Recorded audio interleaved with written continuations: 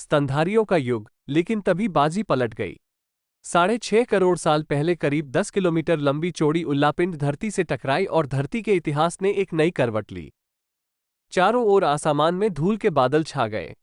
धूल के इन बादलों से लंबे काल तक सूर्य की किरणें धरती को छू नहीं पाई और इसके चलते तापमान तेजी से गिरने लगा। इस भयानक घटना से धरती पर रहने वाला वो जीव मर गया जिसका वजन 25 किलो से ज्यादा था। ऐसे में डायनासोर का बचना तो असंभव ही था। यह इस धरती के इतिहास की सबसे सुखद घटना थी। जब डायनासोर खत्म हुए तो स्तनधारियों को आगे बढ़ने और विकसित होने का मौका मिला। वे अब खुलकर जी सकते थे। डायनासोर के खत्म होने के कुछ साल बाद ही पहले वानर अस्तित्व में आए। 5 करोड़ साल पहले हमारे ये पूर्वज धरती पर विकसित हो रहे थे। उस समय धरती बहुत गर्म थी। वह इतनी गर्म थी कि उत्तरी ध्रुव और दक्षिणी ध्रुव पर भी जंगल हुआ करते थे। बर्फ का नामोनिशान नहीं था। बर्फ की कल्पना भी नहीं की जा सकती थी। धीरे धीरे महाद्वीप अलग होने लगे। अफ्रीका एवं अमेरिका ने अपना एक मुकम्मल रूप ले लिया। लेकिन नॉर्थ अफ्रीका अर्थात आज का इजिप्ट एक प्राचीन समुद्र के अंदर था। उस समुद्र के तल पर खोल वाले छोटे छोटे जीव रहते थे। उनके खोल समुद्र में कई सालों तक जमा होते रहे और उनके खोल से चूना पत्थर बना। वो चूना पत्थर जिनसे बाद में पिरामिड बनाए गए। आप कल्पना कर सकते हैं कि 1 करोड़ वर्ष पहले धरती वो रूप लेने लगी थी जिसे आज हम देख रहे हैं। हमारी धरती का वर्तमान स्वरूप 1 करोड़ वर्ष पुराना है। कोलोराडो नदी ग्रैंड कैनियन बनाने लगी थी। हिमालय जैसी पर्वतमालाएं खड़ी होने लगी थी। हिमालय की पर्वतमालाएं इतनी ऊंची थी कि उन्होंने धरती को 2 हिस्सों में ही नहीं बांटा था बल्कि मौसम का मिजाज भी बदल दिया था। हिमालय और इसके जैसी पर्वतमालाएं सूर्य की किरणों को दूसरी ओर जाने से रोकने लगी। उससे धरती का एक हिस्सा गर्म तो दूसरा ठंडा होने लगा। पनामा का स्थलडमरूमध्य अब नॉर्थ और साउथ अमेरिका को जोड़ने लगा था। इसके बाद अटलांटिक और प्रशांत महासागर एक दूसरे के करीब आए तो महासागरों में उफान आ गया और दुनिया आइस युग की ओर जाने लगी। हालांकि धरती के ठंडी होने के बावजूद हमारे वानर पूर्वज गर्म इलाकों में ही बने रहे। लेकिन धरती पर एक ऐसी वनस्पति उभरने लगी जो वानरों और पेड़ पौधे के वजूद के लिए खतरा बन गई थी। 70 लाख साल पहले हमारे वानर पूर्वज पेड़ों पर मजे में रहते थे। लेकिन उनके आसपास के इलाकों पर घास फैलने लगी थी और पेड़ पौधे लुप्त होने लगे थे। हिंसक और खतरनाक जानवरों से बचने के लिए वृक्षों पर रहने वाले जीव और वानरों के लिए यह एक नई चुनौती थी। पहले जहां वानरों का 1 या 2 परिवार एक ही वृक्ष पर रहता था, वहीं अब वृक्षों पर वानरों की संख्या बढ़ने लगी। इससे वानरों के बीच बेचैनी और सामाजिक परिवर्तन स्पष्ट देखा जा सकता था। हालांकि हमारे और अन्य जीवों के वजूद के लिए घास सबसे अहम वनस्पति साबित हुई। दुनिया के करीब हर इलाके में एक ही वक्त पर घास के मैदान नजर आए। अफ्रीका से सवाना, यूरेशिया से नॉर्थ अमेरिका और अर्जेंटीना तक घास दुनिया में हर जगह थी। एशिया के जंगल भी घास से भरने लगे थे। घास के मैदानों ने हमारे वानर पूर्वजों के जंगलों में घुसपैठ कर ली थी। जब पेड़ कम बचे और उनके बीच दूरी बढ़ गई तो हमारे पूर्वजों को उनके मुताबिक ढलना पड़ा। एक ही पेड़ पर बहुत ज्यादा वानर रहते थे और खाने की कमी होने लगी थी।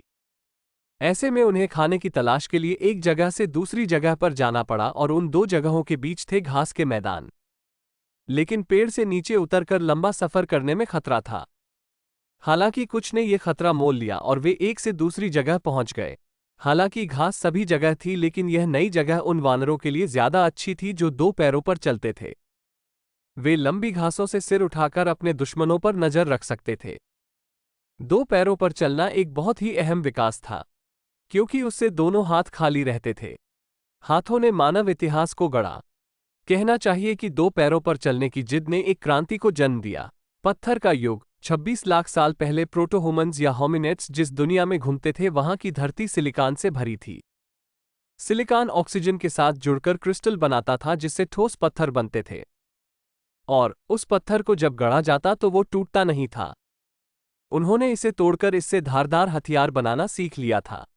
पत्थर के इस मामूली हथियार से कई तरह के काम संपन्न होने लगे। पत्थर से नारियल जैसे सख्त खोल वाले फलों को फोड़ा जा सकता था। जानवरों की खाल को अलग किया जा सकता था।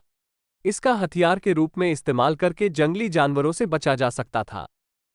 कुछ स्थानों में जानवरों की हड्डियों से भी औजार और हथियार बनाए जाने के सबूत मिले हैं। पत्थरों के बड़े टुकड़ों से, जो आदमी की मुट्ठी में आ सकते हैं, हथौड़े, कुल्हाड़ियां और तरांते बनाए जाते थे। आग में बिना मूठ की कुल्हड़ियों से ही पेड़ आदि की टहनियां काटी जाती थीं। बाद में उसे डंडे से बांध दिया गया, जिससे उसकी शक्ति और बढ़ गई। औजारों के उपयोग से आदमी को बड़ा लाभ हुआ। इनसे वो जानवर मारने, शिकार करने, जमीन खोदने और लकड़ी को शक्ल देने में समर्थ हुआ। आग की खोज। धरती पर आग लगने के दो कारण थे। पहला तो है पेड़ पौधे और दूसरा है ढेर सारी ऑक्सीजन। होमोसेपियंस ने आग के इर्द गिर्द अपनी दुनिया बनाई थी, क्योंकि आग से एक ओर जहां वे जंगली जानवर एवं ठंड से बचते थे, वहीं वे इसके माध्यम से अंधकार को भी मिटा सकते थे। आग का एक और उपयोग वे गोश्त को पकाने में भी करने लगे थे। वे जहां भी जाते अपने साथ जलती हुई आग को ले जाते थे। रात के समय जब सभी लोग गुफा में जमा हो जाते, तो गुफा के मुहम पर जलती हुई आग को रख दिया जाता था। आग के डर से जानवर गुफा के भीतर नहीं आते थे। शीतकाल में तूफानी रातों में आग ही उन्हें आराम तथा सुरक्षा प्रदान करती थी। धीरे धीरे हमारे पूर्वजों ने आग के भिन्न भिन्न उपयोग को करना सीख लिया था, लेकिन वे यह नहीं जानते थे कि आग लगती या जलती कैसे और किस उपाय से। आग की खोज संयोग से हुई थी। चकमक पत्थर के दो टुकड़ों को आपस में टकराने से एक चिनगारी उठी, और जब वह सूखी पत्तियों और टहनियों पर गिरी तो उनमें से आग निकली। आग एक अजूबा थी। इस प्रकार आग की खोज को हम एक महान खोज कह सकते हैं। हमारे पूर्वजों ने 8 लाख साल पहले ही आग को काबू में रखना सीख लिया था। आग का प्रयोग हमारे इतिहास की सबसे बड़ी घटना थी। आग पर खाना पकाकर खाने का मतलब था कि हम नए युग में प्रवेश कर गए थे। इससे अतिरिक्त ऊर्जा और ताकत मिलती थी। आगे जाकर इसका अनेक कामों में इस्तेमाल किया गया और इससे रहन सहन में बड़ा सुधार हुआ। आग के कारण ही जल्द ही हमने मिट्टी से बर्तन, धातु से हथियार बनाना सीख लिया था। भाषा का युग। 2 लाख साल पहले आज के इंसान ने अपना नया रूप ले लिया था। लेयरिंग यानी आवाज की जो नली हमारे पूर्वजों में ऊपर थी वो नीचे आ गई थी, जिसके चलते ज्यादा जटिल आवाज निकालने की क्षमता आ गई थी। हमने बोलना शुरू कर दिया था। पहली बार कोई जानकारी एक से दूसरे इंसान या एक से दूसरी पड़ी तक पहुंचने लगी थी। संप्रेषण की इस विधि के चलते इंसानों ने दूसरे जीवों के मुकाबले ज्यादा अहम फायदा पा लिया था। 2 पैरों पर चलना, हाथों में हथियार रखना, आग का इस्तेमाल करना और पशुओं से अधिक उन्नत भाषा में बात करना इंसान के लिए सबसे अहम क्रांति थी। इसी के कारण प्रारंभिक इंसानों के लिए अब पूरी दुनिया खेल, रोमांच और रहस्य का एक मैदान बन गई थी। 1 लाख साल पहले इंसान कहीं दूर तक जा सकता था, क्योंकि उसके पास फुर्तीले हाथ थे, धारदार हथियार थे, समूह में रहने की समझ थी और वो शिकार करना सीख गया था। वो बात कर सकता था। ये क्रांति महाद्वीपों के अलग होने जैसी थी। घास के मैदानों को पार कर कहीं और रहने वाले वानर अब इंसान बन गए थे और वे अब कहीं और जाकर एक मार्ग बना रहे थे। यदि यह मान भी लिया जाए कि प्रारंभिक इंसान अफ्रीका में रहते थे, तो वे वहां से निकलकर कहीं और जाने लगे थे। कहीं और जाने का अर्थ है कि हमारे पूर्वज प्राकृतिक बदलावों से खुद को बचा रहे थे।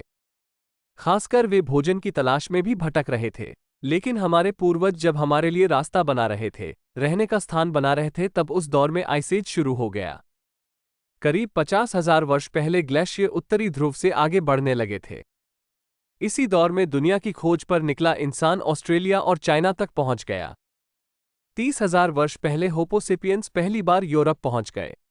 20,000 वर्ष पहले जब बर्फ युग अपने चरम था, जब इंसान अपनी जिज्ञासा के चलते उत्तर पूर्व के साइबेरिया के गहन बर्फीली जगहों तक पहुंच गया।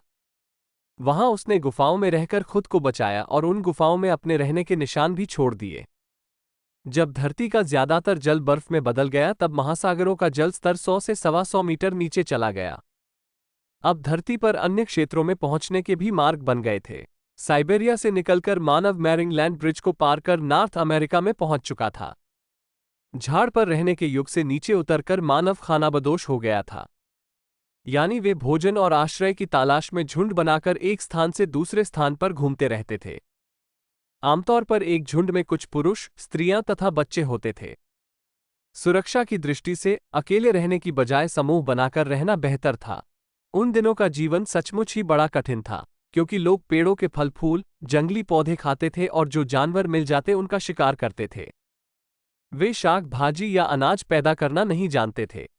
इसलिए जब वे एक स्थान पर मिलने वाली सभी वस्तुओं को खाकर खत्म कर देते या अधिकांश पशुओं का शिकार कर लेते, तो अन्य शिकार या भोजन की तलाश। इस दौरान उन्हें यदि कहीं गुफाएं मिलती थी तो वे वहीं अपना ठिकाना बना लेते थे। अन्यथा वे बड़े पेड़ों की पत्तों वाली शाखाओं के बीच अपने लिए शरण स्थान बना लेते थे। उन्हें दो चीजों का भय रहता था, मौसम और जंगली जानवरों का। 12,000 ईसा पूर्व इंसान साउथ अमेरिका तक पहुंच गया था। वहां इंसान का सामना हिमयुग की मुश्किलों से हुआ। इन मुश्किलों से पार पाकर इंसान ने खुद उस माहौल में ढाला और एक नए इंसानी युग की शुरुआत की। अब इंसान समंदर किनारे से पहाड़ की ऊंची चोटियों तक, घास के हरे भरे मैदानों से लेकर रेगिस्तानों तक और बर्फ के जंगल पहाड़ों से लेकर ऊंचे पठारों तक फैल चुका था। हर मौसम और हर जगह इंसान रह रहा था। हालांकि इंसानों के करीबी दूसरे वानर या चिंपांजी अपने ही कुनबे और जंगलों में ही रहते थे। हिमयुग ने ऐसे रास्ते बनाए जिससे दुनिया भर में इंसान फैलने लगे थे। हालांकि जब हिमयुग युग खत्म हुआ तो धरती पर एक ऐसी क्रांति का जन्म हुआ जिसने आधुनिक मानव को गढ़ा ही नहीं बल्कि एक ऐसी धरती का निर्माण किया जिसकी आप कल्पना भी नहीं कर सकते।